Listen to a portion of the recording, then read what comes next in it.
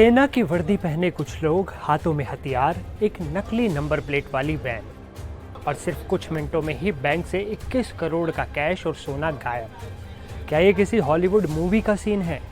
ये कोई फिल्म नहीं, बल्कि कर्नाटक के विजयपुरा में हुई बड़ी बैंक डकैती की एक सच्ची कहानी है।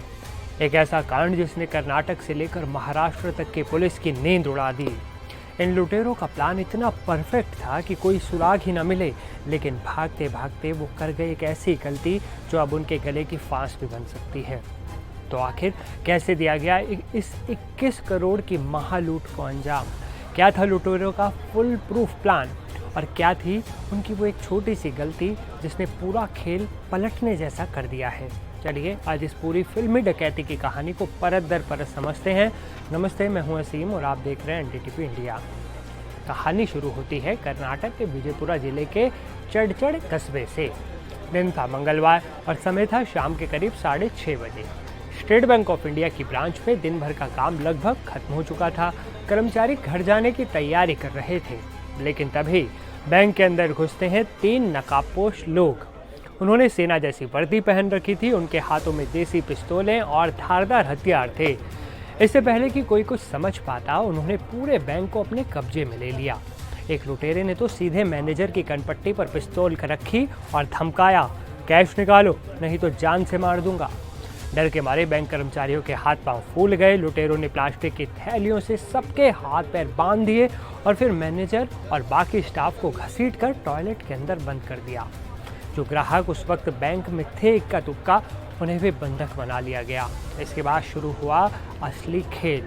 उन्होंने मैनेजर से कैश वॉल्ट और फिर सोने के लॉकर खुलवाए, बैग निकाले और फिर उनमें करोड़ों का कैश और ग्राहकों का सोना भरना शुरू कर दिया। कुछ ही मिनटों में लगभग 21 करोड़ की दौलत उनके बैग में थी और फिर वो वहाँ से हवा हो गए। लुटेरों का प्लान सिर्फ लूट तक ही सीमित नहीं था, उनका भागने का प्लान भी फुल प्रूफ था। उन्होंने एक वैन का इस्तेमाल किया जिस पर नकली नंबर प्लेट लगी थी, ताकि कोई भी उन्हें ट्रैक ना कर सके और पता न लगा सके कि वो वैन किसकी है। वो कर्नाटक से निकलकर सीधे पड़ोसी राज्य महाराष्ट्र की तरफ भागे। उनका टारगेट था पंढरपुर। सब कुछ उनके प्लान के मुताबिक चल रहा था। वो पुलिस की पकड़ से बहुत दूर निकल चुके थे, लेकिन तभी किस्मत ने पलटी मारी। महाराष्ट्र के सोलापुर जिले में उनकी तेज रफ्तार वैन का एक्सीडेंट हो गया। जी हाँ, उनकी गाड़ी एक दूसरी गाड़ी से टकरा गई। वहाँ स्थानीय लोग इकट्ठा हो गए और लुटेरों से उनकी तीखी बहस भी हो गई। ये वो पल था जब उनका पूरा प्लान चौपट हो सकता था। वो भी मिनटों में वो पकड़े जा सकते थे, लेकिन वो किसी तरह लोगों को चकमा देकर और अपनी पहचान छिपाकर लूट का माल लेकर वहाँ से भागने में भी कामयाब हो गए।